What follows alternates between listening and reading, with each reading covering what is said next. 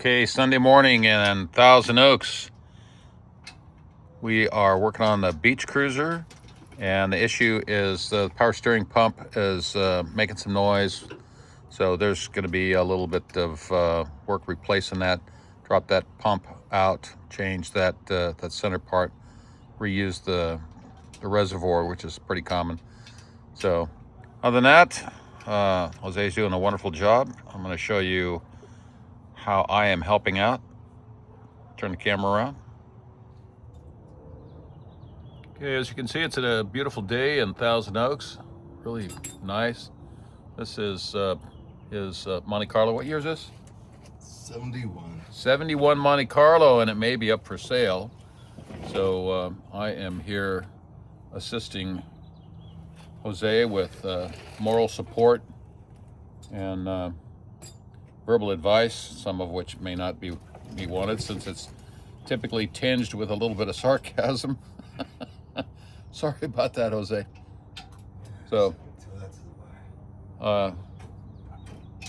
yeah, I'm trying to support as much as I can. You go, Jose. Yeah. Now it's better since you've been encouraging me.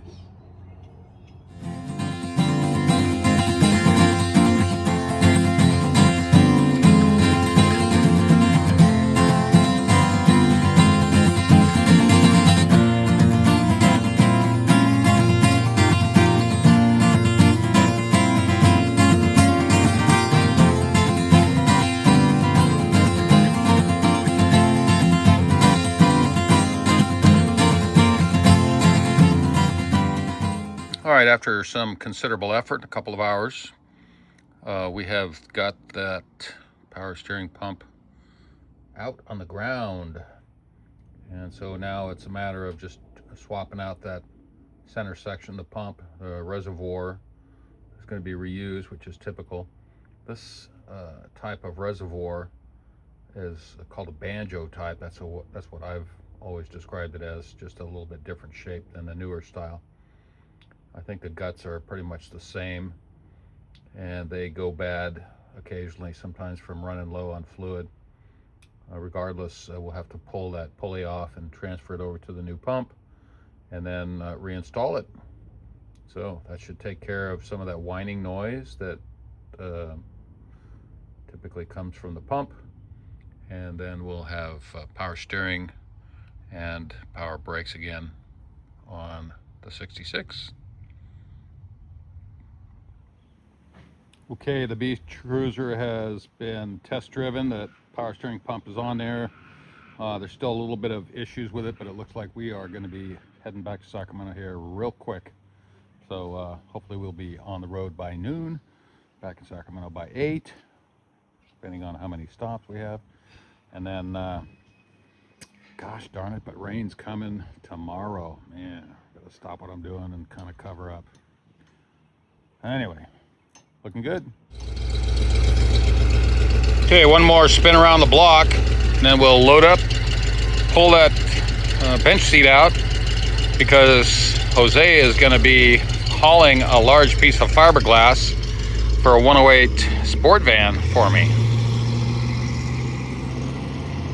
There goes the beach cruiser.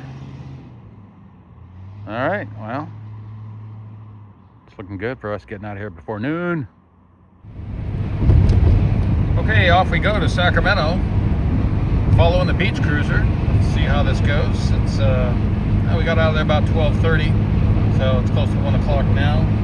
6 hours on the road, and that does not include the stops. So maybe a few stops for fuel or whatever, and Sacramento, here we come. All right, made it over the Grapevine. 300 miles to go to Sacramento.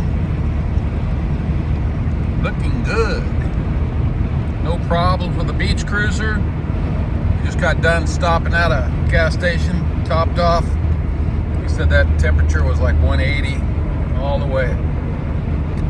Just what you want over a nice fat hill like the Grapevine. Yeah, baby.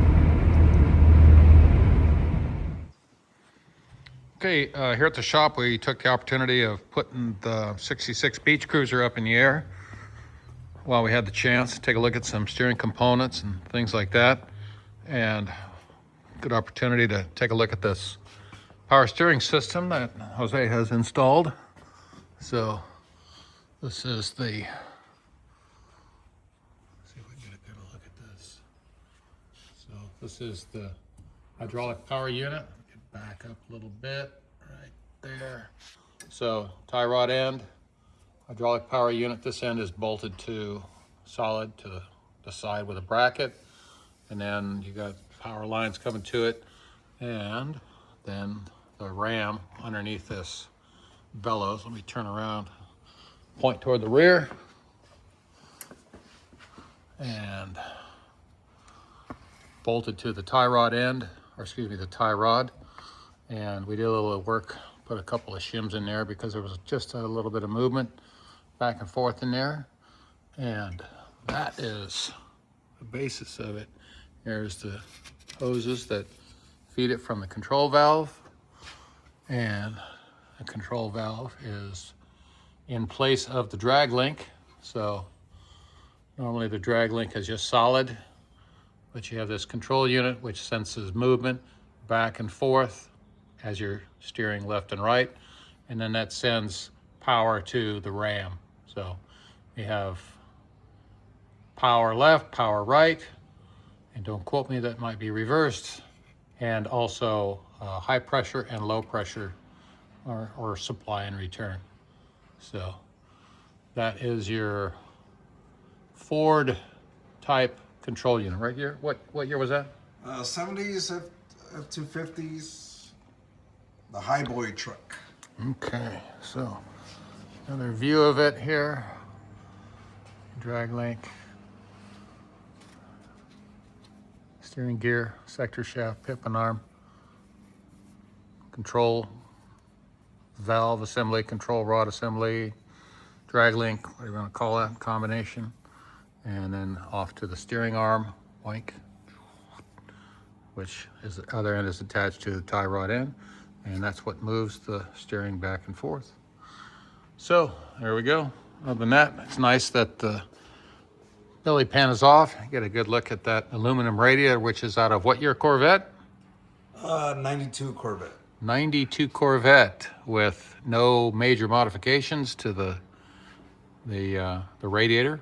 So if you can see the tank seams are sitting a little bit differently. So for me to get an anchor point or support area, I moved it over just a tad. So there you go. Left this one in place, moved that one just a little bit over. And the stabilizer bar? Stabilizer bar is a second gen. You see the curve here. First gen is just a straight bar. And this is to clear a master cylinder that would typically sit right here on a regular van. But I have my master cylinder sitting a little bit more forward since I have a hydro boost and a rod extension, and that's going towards the hydro boost. But second gen, and then first gen mounts. Okay.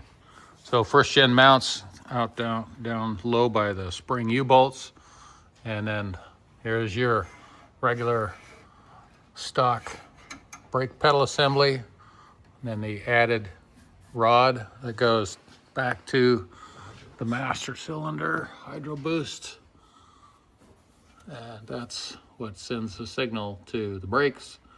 So power brakes, power steering from a power steering pump, which is a Saginaw.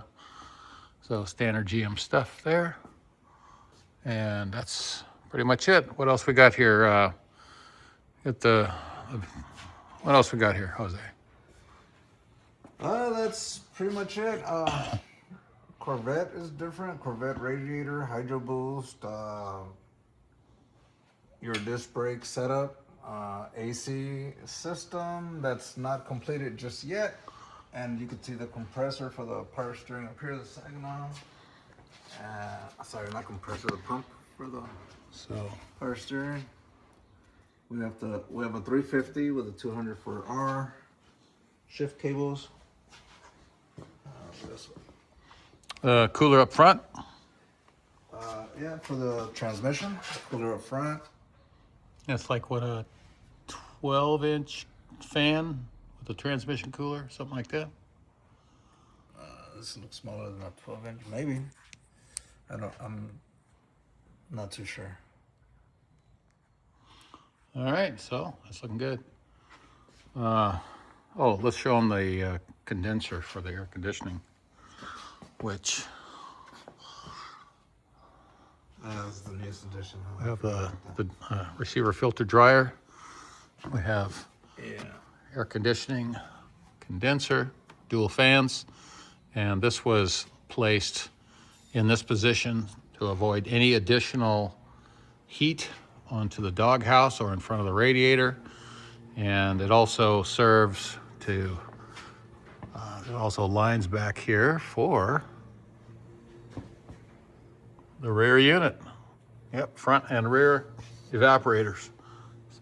So we're still fighting a minor leak. We haven't dealt with that because it's been wintertime, but as soon as it starts cooking to 100 degrees, I'm sure that'll make itself a priority. Oh, second battery, if you want to show. Oh, there we go. That's different, right? So same type of original holder for the battery and top. So that one was welded into the floor and it's just right behind the driver. So 2 batteries. An isolator is housed in here, but I'm not sure if I have a zip tie on there right now. Yeah, it's covered. I have a zip tie on there unless we break it, and then we have a fuse, mega fuse. So we have an alternator coming in, and then it goes to the isolator. With the alternator, this is a battery as well for the first battery. Isolator, then the second battery gets fused as well. There you go. There's a lot going on. So, The more you add, the more it can go wrong.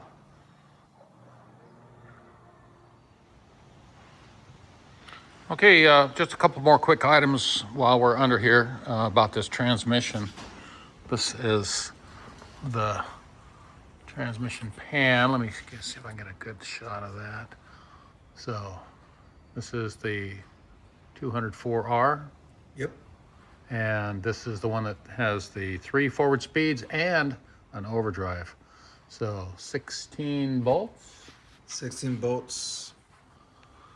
And then there was the, let me see, the ID tag was right. So This one, CZF. So this tag is CZF. All right. They typically have 2 or 3 letters on the tag. The tag is found on the passenger side rear end of the transmission on that tail. That's basically how you can see if it's a 204R transmission. okay. And what were you saying about the other model, the better model? So this one is, this code tells you that this particular transmission came out of a 1988 Super Sport Monte Carlo. So this is one of the more desirable versions of the 204R. The most desirable would be a Buick Grand National 204R transmission. So what's different about these, it has a better valve body. Right. And then I'm not sure if the governor is different as well, but they're built better. So. All right. Well, there's an automatic overdrive that works in our vintage Chevy vans. And why they are desired a little bit more than others, why some people pick them over like the 704R, which a lot of people love. You have to customize a mount for it, right? You did for this too. The 350s, they came stock in the second generation vans, and they have the stock mount for it. This one is the same size as the 350, so that's what's desirable about it. You don't have to shorten the drive shaft. You can retain the same drive shaft. You don't have to cut it or anything, so you don't have to mess with that. It's almost a plug and play, except you have to come up with a mount, with a hanger.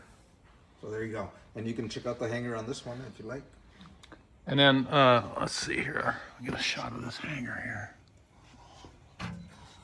So this hanger is using the stock location for where they usually hang at, but it's also using the stock location of a rubber mount area for the 204R. So this is a custom made piece. So that hanger bolts solid on the top, and it's got the standard Chevy transmission mount on the bottom. See if I can get a good shot of that now. Not too good, but anyway. So standard Chevy transmission mount there. But don't get tricked. This mount doesn't just meet up straight up into that location. This cross member was also moved rearward, so it was right about here, right on top, and so it can match this area. That's why it was moved. So. And you also have a different engine cross member. Oh yeah, this is a second gen cross member.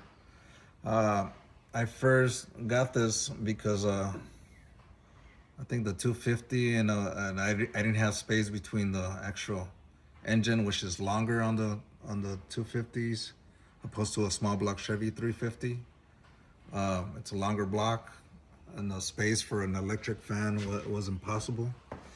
And I knew that the second gen cross member moved your engine a little bit more rearward. It gets tongue twisted on that word. So there you go. So that moves it a little bit further back as well. Right. I think there's a video I have on that. I don't remember the exact distance. It might be like 1 3/4 inches or something. But the first gen is more straight up and down as far as the engine mount, and the second gen is more pointed backwards, or allows the engine to be moved backwards. So and grabbing this item, I had to grab the second gen drive shaft. Because they're just slightly different. Second gen drive shaft, a little bit shorter. Looking good. Yeah. It's been across the country and back. Yeah, sure. Couple times. Couple times. From Los Angeles to Colorado. From Los Angeles to Minnesota. From Los Angeles to Massachusetts. So that was the longest run. And last year, last year was Minnesota. There we go. Looking good.